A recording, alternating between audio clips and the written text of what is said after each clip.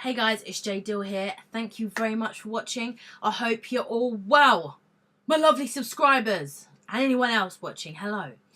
Okay, so today I want to talk about Mary Stopes. Now, if you don't know who Mary Stopes is, if you're in the UK, you will have heard of Mary Stopes. Mary Stopes is one of the biggest abortion providers in the UK that we have now. Most of Mary Stopes' work and contracts come from the NHS, so the NHS and Mary Stopes work hand in hand. So we just thought, what, that was a cute name for an abortion clinic? Well, no, Mary Stopes was a person. She was born in 1880 and she died in 1958. And boy, was she a person. So, if you don't know, guys, in December, a Mary Stopes abortion clinic facility in Norwich was actually so many services there were suspended, and the reason why the services were suspended and they were being investigated were some quite disturbing and worrying things. Now, it was very hardly reported, hardly anywhere. You can read the Quality Care Commission report down below, which I have linked. So basically what was happening was, and probably the most disturbing, is when they were giving women abortions, suction abortions, which are usually for the first and second trimester, what they were doing was they were actually leaving the remains of the baby in an open container with the bin open, one after the other. Yes, so they weren't disposing of these correctly. They just let it all hang out. And also another disturbing thing was that they were caught absolutely breaking the law. And because when a woman has an abortion, two doctors are supposed to independently sign and read the circumstances to say yes or no.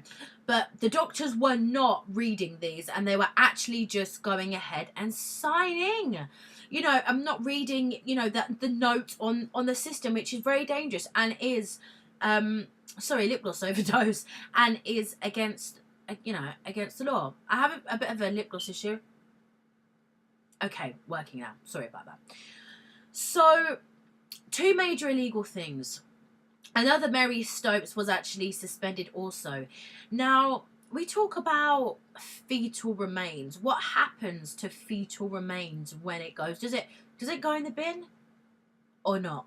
Now, for the longest time, I've just had a lot of the stuff I make videos on is stuff that I feel strongly about. It's stuff that sometimes, to be honest, subject topics will come to me in dreams, you know, things like that, or I'll just be something will just come to me. Now, for the longest time, I wondered, when women have abortions, where do the remains go? Where do the remains go? That's what I wanted to know. Now, there are a broad range of face creams which contain stem cells. Now, these stem cells are embryonic stem cells. Where do they come from? These stem cells come from abortion clinics, and they come from, some of them, aborted fetuses. Now, these are on the market. You know, Lancome does a very big brand of these. Now, in the USA, in America, you have, similar to Mary Stopes, you have Planned Parenthood. Now, Planned Parenthood has been found guilty numerous times. It's all over the internet. I'll leave some links below. Has been found guilty numerous times of actually selling parts of the baby. So as a baby gets more full blown, 24 weeks, they are a full developed baby. And, that one of the Mary Stopes, one of the high up heads of Mary Stopes was discussing about the organs, how much they're worth and where they go. Now, these organs are often provided by special transit companies that will actually sell all these organs and stem cells and whatever to scientists, people in the field. They say it's money to scientists. Now, when you go in for an abortion at Planned Parenthood, there's actually a form which is saying that you can sign if you want to relatively give up. Sorry, wrong word. If you want to give up your remains, your baby's remains, for stem cell research. There's a form you can fill in, but actually, a lot of people haven't been signing those forms. And what's been happening is they have been harvesting the organs and selling them on for about $100 a piece. Now, this isn't some pro-life alt-right conspiracy. This is what they've been doing. This is, it's actually against the law to sell aborted fetuses, organs and body parts. It's actually against the law.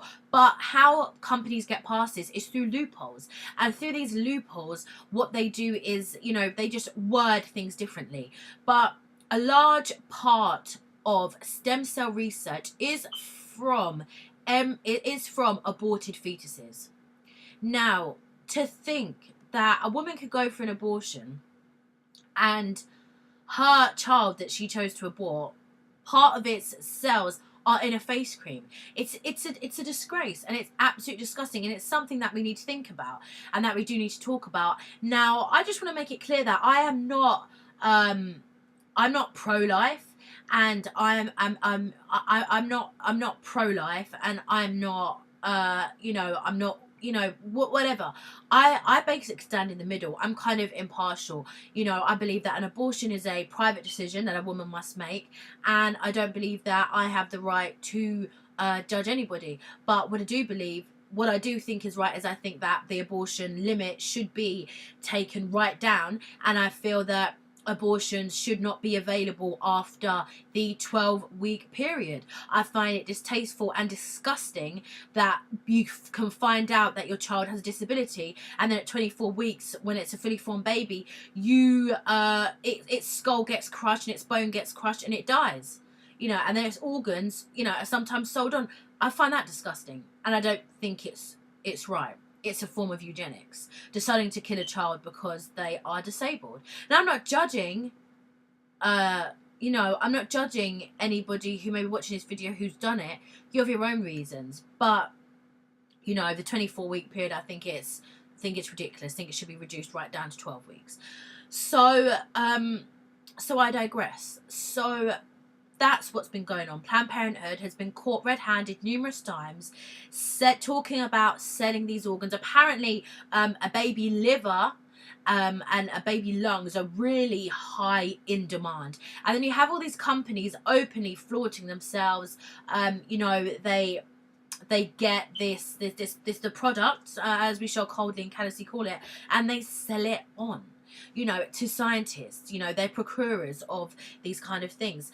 Now, if you go into American Google and even English Google and you Google this type of stuff, it's everywhere, it's out. But when you go onto the UK Google and you try and find out the laws regarding the sale of aborted fetuses to aid stem cell research and whatever it is going on, when you type this in, hardly anything comes up. You have the Council of Nursing guidelines on how to deal with remains of a baby, and what it officially says is that if a baby because basically in the UK, a aborted fetus is known as a mother's property. So if the mother wishes for the aborted fetus to be cremated, it will be cremated. But if she says nothing, it will just be, and then there's no explanation of where it goes or what happens. But you can, and you do have the right to take those remains with you, even an aborted fetus. I could not find, and it's very important I say this, anything on the internet to implicate Mary Stopes in the trafficking and sale of baby organs and fetal stem cells. Fetal stem cells. I could not find anything of the sort on the internet. And the fact that I couldn't find anything of the sort, and that every article I tried to click on regarding the issue of aborted fetuses being used in stem cells without people's permission and consent, I bumped into a railroad. I found 10 different scholarly academic articles. Every single one, when I clicked on it, it just wouldn't let me go on it. It was either blocked or it just said this is not available, every single one. So Mary Stopes has done a very good job of keeping their image as shiny as possible online, and really done a good job of censoring, because hardly any newspapers reported how Mary Stopes, many of the centres of Mary Stopes operates, are failing. And one of the biggest fails is that women are supposed to be offered counselling before the abortion, and they're not. Now, why do you think that is? Because Mary Stopes aren't impartial. If you're at Mary Stopes, you're there for an abortion. So, of course, they don't want somebody potentially making you think about it, so you could potentially maybe think, oh, maybe this isn't the best move for me to do. It's not in their interest, because then they won't get that money. Now, Mary Stopes calls themselves a non-for-profit. Non-for-profit. They are now operating in 37 different countries, and a lot of them are actually, the centres are actually operating illegally. Now, there's not much literature on fetal or on aborted fetal cells. All I kept finding was the Royal Nursing Council's guidance on how to deal with remains and a few other things, but I couldn't actually find anything specifically on aborted fetuses and what really happens to them. What really happens to them? In my naive mind, I kind of thought that, they were, put in a bin and incinerate something. It's because you never want to think about that. You think of an abortion, but you don't think about the after thing. You don't think about the fact that, the product of you could be in a face cream. Now, just because I couldn't find anything on the internet to vindicate or to imply Mary Stopes had been doing this, what I will say is that I don't trust this company, this multinational company. Here's a few reasons why. So let's get into who Mary Stopes was. Well, Mary Stopes was a vile and grotesque woman. No, I'm only joking.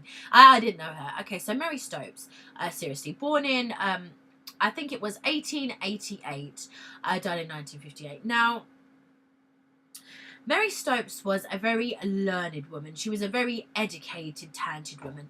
Mary Stopes was a prolific racist. And to hear, oh, everyone was in those days. No, everybody wasn't racist in those days. So, yeah, let's get that right. They weren't. She was a prolific racist, and she believed in eugenics. And she was a traitor. Now, Mary Stopes actually wrote love letters to Hitler praising him for all the wonderful work that he had done, and how she really, really wanted to meet him. So this was during, when the war was kicking off. So this is a treasonable offence. We have a British citizen, frolicking and sending love letters to Adolf Hitler. So, treason right here. This is a serious character. This is someone who is celebrated. There was actually a stamp, her face on a stamp. So she was also a writer, and she wrote books such as Married with Love, Wise Parent, Radiant Motherhood. Now, she was a staunch eugenicist. Now, what's eugenics? Eugenics is the now debunked pseudoscience of basically race and science. So basically, eugenics would basically have you think that a woman's brain is smaller than a man's, and have you think that black people are subhuman, or have you think that Asian people are subhuman. They'll have you think that the Aryan race, specifically blonde hair and blue eyes, they are the racially pure.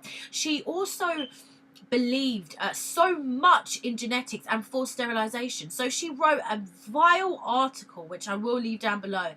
And in this article, she basically spoke about how basically poor people, anybody with a mental difficulty, should not be allowed to reproduce. Anyone with any health issues should not be allowed to reproduce. She was really on board with forced sterilization, and she actually stopped talking to her son because her son married a woman with glasses, and she was so annoyed, and she said, "You've ruined my life's work. How dare you, how dare you marry a woman with glasses?"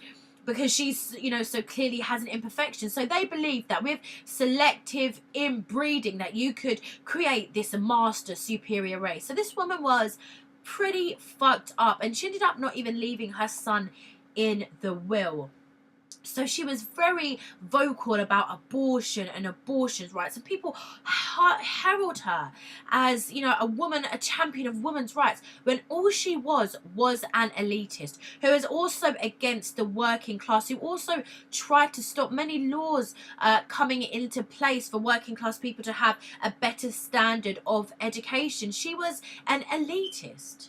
And she's somebody who is, you know, revered in this country and overseas. She actually even went to Germany and went to a eugenics conference. She believed in everything that Hitler was doing, and she was a vicious anti-Semite.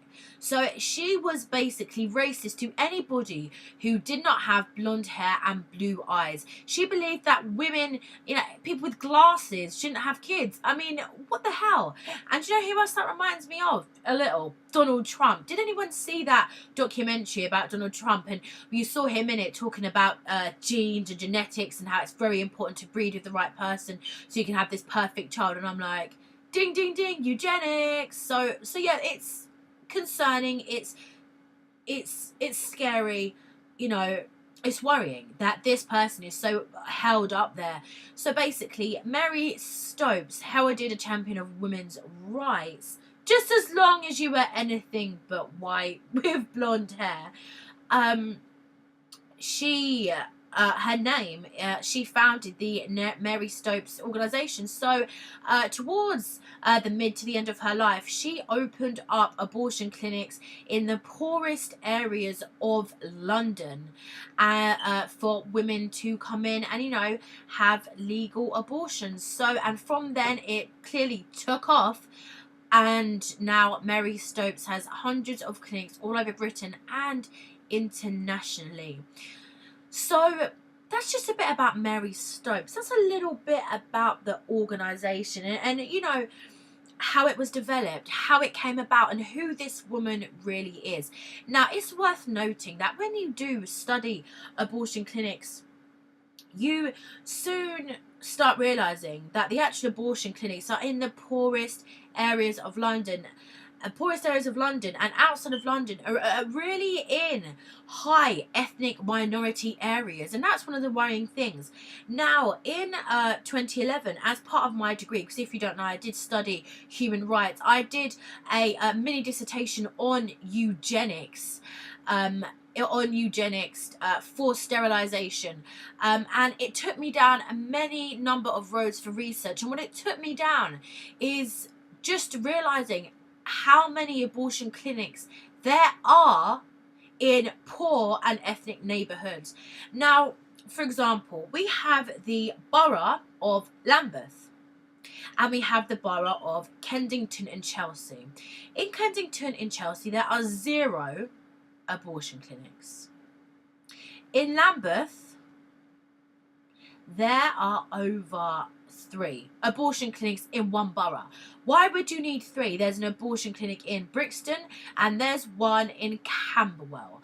Why would you need this many? Why wouldn't you just need one for one borough, which is all basically the same part of London? Why would you need 3? Why is it so easy to get an abortion? Why is it so goddamn easy? Why aren't the doctors checking? And why aren't women being provided with the set counselling? Now, one thing I can say is that Mary Stopes was also very interested in this horrible elite agenda of overpopulation, and she thought that, you know, forced sterilisation, not letting people procreate, those kind of horrible programs could save the world, because that is at the heart of the agenda of depopulation. And this is where abortions link into in a bigger agenda here, and the bigger agenda is to depopulate. So offering somebody an abortion is, you know, slim pickings for them. It's, you know, it's going to be the easiest thing they could possibly do. Now, many elitists such as, you know, David Rockefeller, the Duke of York or Cambridge, the Queen's husband, I've forgotten his name, Prince Philip, is all, is also part of this agenda. He's talked about how he wished he could come back as a virus to wipe people out. The elite are obsessed with overpopulation. They want the world to themselves, and they've been greedy with it. There are enough resources. I sound a bit funny, so I've just coming over a cold. There are enough resources, and there are enough, enough food to feed everybody in this, this wonderful country and in this wonderful world. There's enough, but they are obsessed with the fact that of this overpopulation issue, and she was part of it. So I would urge you to please just share this video, and if you are, thinking about an abortion, contemplating an abortion, or you have a friend who's thinking about it, I would urge you to speak to them about it and just ask them, what do you think the procedure is, and where do you think those remains go?